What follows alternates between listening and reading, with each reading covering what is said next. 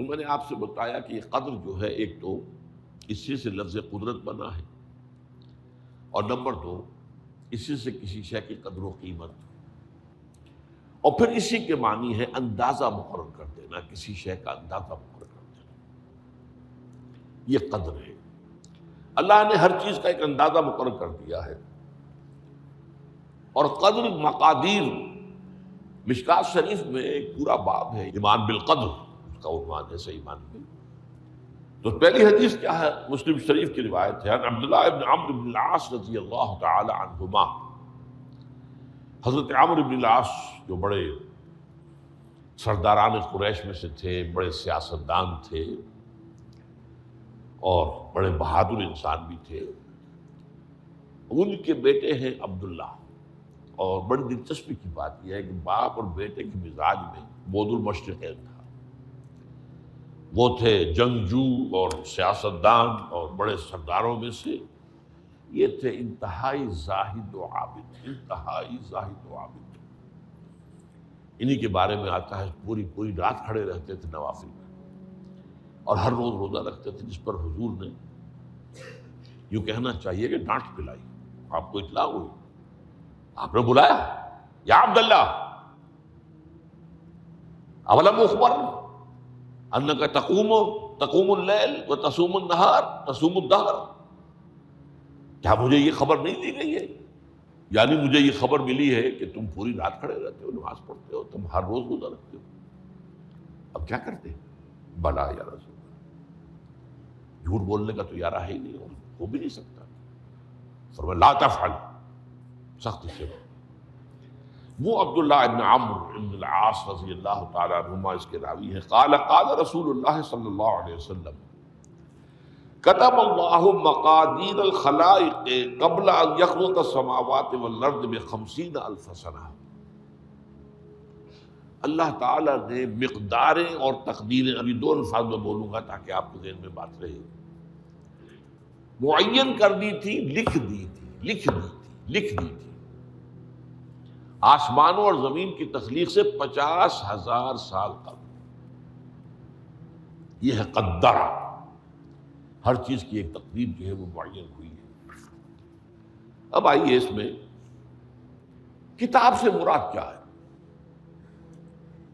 جو آیت میں نے دوسرے نمبر پر پڑھی آج، سورہ حدید کی آیت، ما اصاب من مصیبۃ فی الارض ولا فی انفسکم الا فی کتاب من قبل ان نبرأ۔ کتاب سے مراد کیا؟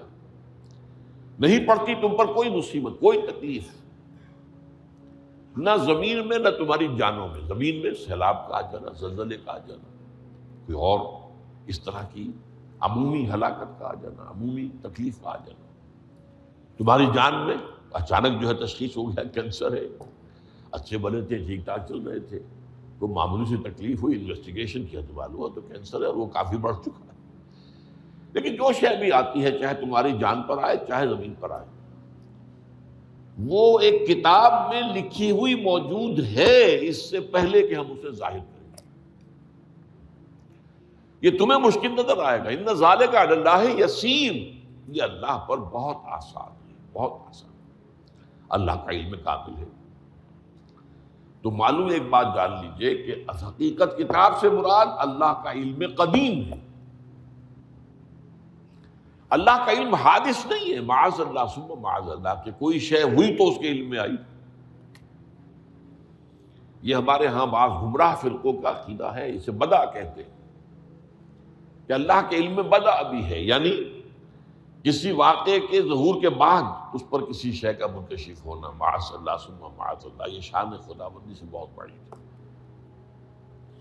وہ تو عالم ما کان و ما یکون ہے، جو بھی کچھ تھا اور رہا ہے آج تک ہمیشہ سے ہے، اور جو بھی کچھ ہوگا وہ سب اس کے علم میں آنے واحد میں موجود ہے۔ آنے واحد، یہ آنے واحد کے لفظ کو اچھی طرح سمجھ لیجیے۔ مجھے سب سے پہلے تجربہ ہوا تھا، یہ سن میرا خیال ہے کہ 67-68 کی بات ہے، میں نے پہلا ہفائی سفر کیا تھا لاہور سے کراچی۔ اس وقت فوکر چلتا تھا، فوکر فرینڈشپ، چھوٹا جہاز کے چڑیا والا، اور کرایہ 90 روپے تھا نائٹ کوچ کا۔ آپ تصور کیجیے۔ تو میں چونکہ مجھے جغرافیہ سے دلچسپی ہے اور فوکس زیادہ اونچا نہیں ہوتا، تو میں دیکھتا جا رہا تھا کھڑکی سے، اس وقت ہم کہاں پہنچ گئے، اب کہاں پہنچ گئے، اب جو روشنیاں نظر آ رہی ہیں کس شہر کی ہیں، یہ اکاڑے کی آ گئی، یہ ساہیوال کی آ گئی، یہ آگے اور آگے آئی۔ ایک دم میں نے دیکھا کہ 3 شہروں کی روشنیاں میں ایک وقت دیکھ رہا ہوں، لودھرا، بہاولپور، سماسٹا۔ مجھے خیال آیا کہ جب میں ٹرین سے سفر کرتا ہوں، کراچی جاتا ہوں، تو لودھرا پہنچتا ہوں تو میں سمجھتا ہوں کہ ابھی بہاولپور آدھا گھنٹے بعد آئے گا، وہ مستقبل کی شے ہے میرے لیے۔ بہاولپور پہنچتا ہوں تو لودھرا میرے لیے ماضی کی بات بن جاتی ہے، آدھے گھنٹے پہلے لودھرا آیا تھا، اور آدھے گھنٹے کے بعد جو ہے سماسٹا آئے گا، وہ میرے لیے مستقبل بن گیا، لودھرا ماضی بن گیا۔ لیکن اس بلندی پر میں بیک وقت دیکھ رہا ہوں لودھرا کو بھی اور بہاولپور کو بھی اور سماسٹا کو۔ یہ معاملہ جو ہے اس کو 1 ملین بلین سے ضرب دے لیجئے، اللہ تعالیٰ اس بلند مقام سے دیکھ رہا ہے جہاں اس کے مشاہدے میں، اس کے علم میں ماضی اور مستقبل کا کوئی سوال ہی نہیں۔ آنے واحد، آنے واحد، آنے واحد۔ تو یہ در حقیقت کتاب جسے کہا گیا قرآن مجید میں بار بار بہت جگہوں پر آیا، تو یہ کتاب جو ہے در حقیقت اللہ تعالیٰ کا علم قدیم، اس میں سب کچھ موجود ہے، ہمیشہ سے موجود ہے، لکھا ہوا موجود ہے، اور کوئی غلط نہیں ہو سکتا۔ آگے چل کر گفتگو ہوگی اصل میں بعد میں کہ تقدیر کے جو عام عقیدے میں ہم تقدیر کہتے ہیں اس کے 2 پہلو ہیں۔ ایک پہلو ہے ما اصاب علی الانسان، جو کچھ انسان پر آتا ہے مصیبت، جیسے ابھی آیت میں نے پڑھی ما اصاب من مصیبت فی الارض ولا فی انفسکم۔ ہم ہر وقت زد میں ہیں، کوئی تکلیف آ گئی، کوئی مصیبت آ گئی، کوئی بیماری آ گئی، کوئی حادثہ ہو گیا، کوئی بچہ فوت ہو گیا، کوئی عزیز جو ہے وہ فوت ہو گیا، یہ ہر وقت حوادث ہے۔ تو جو بھی کچھ پیش آتا ہے وہ علم خداوندی میں ہمیشہ سے تھا۔ یہی وجہ ہے کہ ایک اور حدیث ہے ابن الدیلمی سے، لمبی حدیث ہے وہ، لیکن اس کے اندر جو آخری ٹکڑا ہے وَتَعْلَمَ، یعنی انسان کے نجات کے لیے لازم ہے کہ یہ بات بھی تم جان لو انما اصابک لم یکن لیخطئک وانما اخطاک لم یکن لیصیبک ولو مت علی غیر ھذا، اگر تم اس کے سوا کسی صورت پر ہوگے تو جہنم میں داخل ہو جاؤ گے، لدخلت النار۔ یہ جان لو کہ جو چیز تم پر آئی وہ آنی ہی آنی تھی۔ دیکھیے ہوتا کیا ہے، کاش کہ میں اگر یوں کر لیتا تو یہ نہ ہوتا، بس یہی ایمان بالقدر کے منافی ہے۔ جو ہوا ہے وہ اللہ تعالیٰ کے ہاں تو پہلے سے طے تھا، ہونا ہی تھا۔ تمہاری کوئی تدبیر، کاش کہ میں اس وقت یہ کر لیتا، یہ لو، اسی لیے ایک حدیث میں الفاظ آئے ہیں ان کلمۃ لو تفتح عمل الشیطان، اس لو سے، کاش، اس سے شیطانی عمل شروع ہو جاتا، کاش کہ یہ ہو جاتا، کاش میں یہ نہ کرتا، کاش کہ ہو جاتا، تو یہ نہیں۔ تعلم انما اصابک لم یکن لیخطئک، تو جان لے اس بات کو کہ جو چیز تم پر آئی ہے وہ ہرگز ٹلنے والی نہیں تھی۔ کوئی تدبیر تم کر لیتے، کوئی کسی وقت کوئی ہیلا کر لیتے، کوئی تم قدم اٹھا لیتے، کچھ بھی کر لیتے، وہ تو آنی ہی آنی تھی۔ وما انما اخطاک، جو چیز تم سے چھوٹ گئی، رہ گئی، نہیں ملی۔ ایک ویکنسی ایڈورٹائز ہوئی تھی، آپ نے بھی درخواست دی تھی، آپ کو نہیں ملی، اب آپ ہو کاش کہ میں نے فلاں سے سفارش کرا لی ہو، تو بس گئے۔ تو جو چیز چھوٹ گئی وہ چھوٹ جانی ہی تھی، اس میں قطعاً جو ہے کوئی شکل، کوئی تدبیر، کوئی سفارش، کسی طرح کا کوئی بھی ہیلا، کوئی جو ہے اس پہ کارگر نہیں ہو سکتا تھا۔ لم یکن لیصیبک ومت علی غیر ذالک، اگر تو اس کے سوا کسی کیفیت پر تیری موت واقع ہوئی، اگر یہ یقین نہیں ہے، یہ ہے تقدیر کا وہ مفہوم کہ جس کا تعلق ہے علی ما اصاب الانسان، جو انسان کے اوپر وارد ہو رہا ہے، اس کے ضمن میں تقدیر کا مفہوم کیا ہے، کہ جو ہوا ہے وہ تو ہونا ہی تھا۔ اس میں تو کسی شک و شبے کی گنجائش نہیں، بالکل اللہ تعالیٰ کا فیصلہ ہے۔ البتہ در حقیقت ایک دوسرا پہلو ہے، ما یفعل الانسان، وہ جو انسان کرتا ہے۔ یہاں آ کر یہ تقدیر کا مسئلہ بہت ٹیڑھا ہو جاتا ہے۔ آیا میرے اندر کوئی اختیار بھی ہے کہ نہیں؟ Do I have any free choice؟ یا ہر شخص پہلے سے طے ہے؟ تقدیر کا ایک عام مفہوم یہ ہے، اور اس مفہوم میں بھی بعض روایات بھی ہیں جو اس کی تائید کرتی ہیں کہ ہر چیز پہلے سے طے ہے، لکھی ہوئی ہے۔ اور یہ جو حدیث ہم نے ابھی پڑھی ہے، یہ گویا کہ اس کی ایک مثال ہے کہ وہ جو لکھ دیا گیا تھا، فرشتے نے لکھ دیا تھا، رحم مادر میں لکھ دیا تھا، شقی او سعید، یہ بدبخت ہے یا سعادت مند ہے۔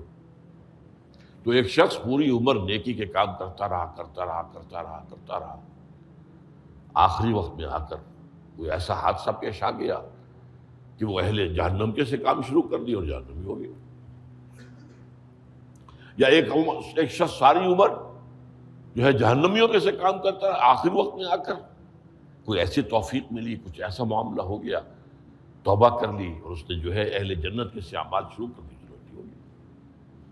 تو یہ جو ہے علامہ سابق کا علیحدہ بات ہے، اور علامہ یفعل الانسان، انسان کیا کرتا ہے، اس میں اس کی قدرت کتنی ہے۔ اور یہ ہمارے ہاں فلسفے کا بڑا مشکل موضوع ہے، اسی کا نام ہے جبر و قدر۔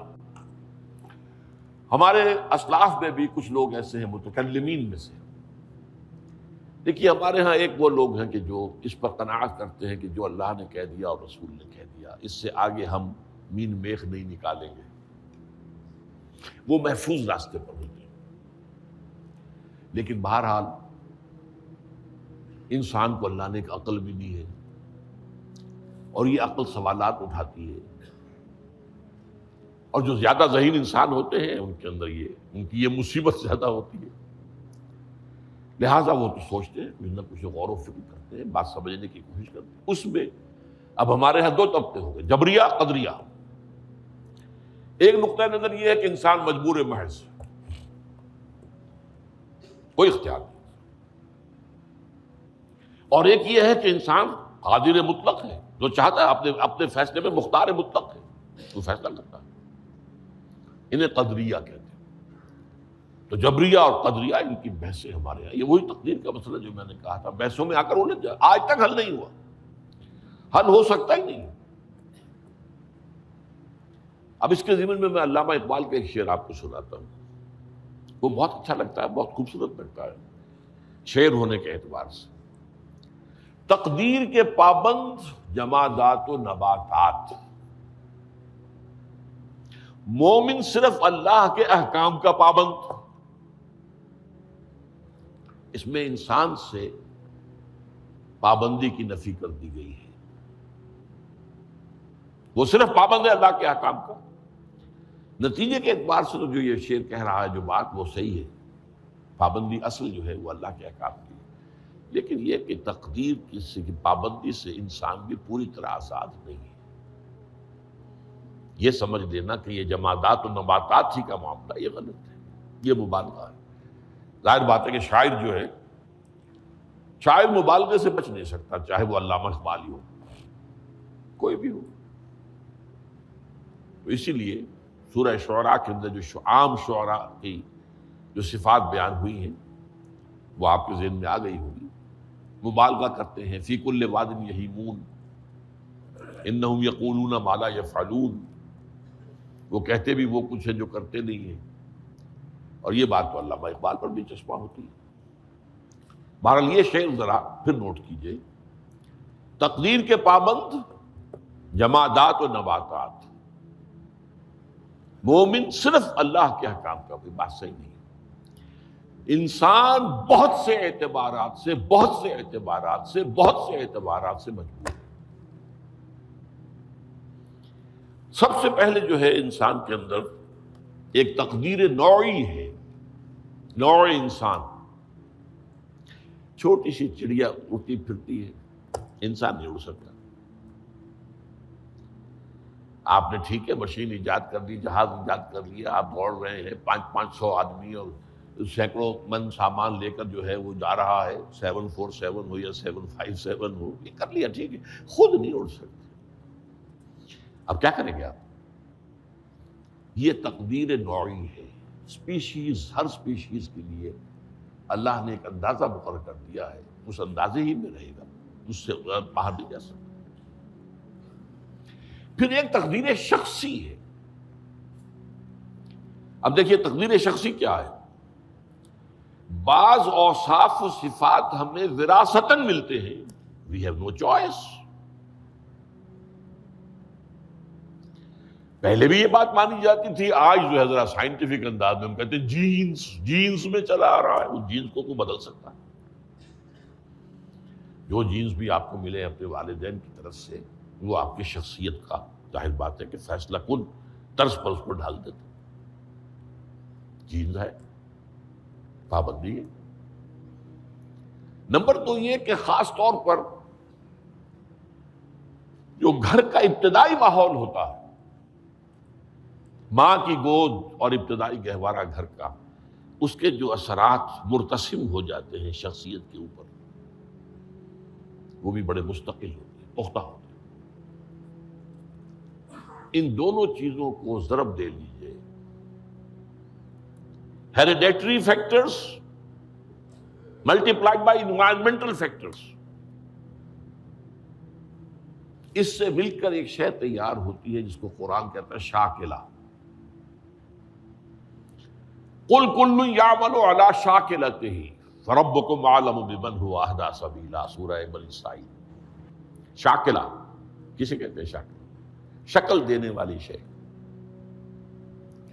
آپ کو لوہا ڈھالنا ہے، کوئی خاص پرزہ بنانا ہے، اس کا پہلے سانچہ بناتے ہیں، لوہے کو پگھلا کے اس میں ڈالیں گے تو جیسا سانچہ ہوگا ویسا ہی لوہا جو ہے وہ شکل اختیار کرے، اسے شاکلہ کہتے ہیں۔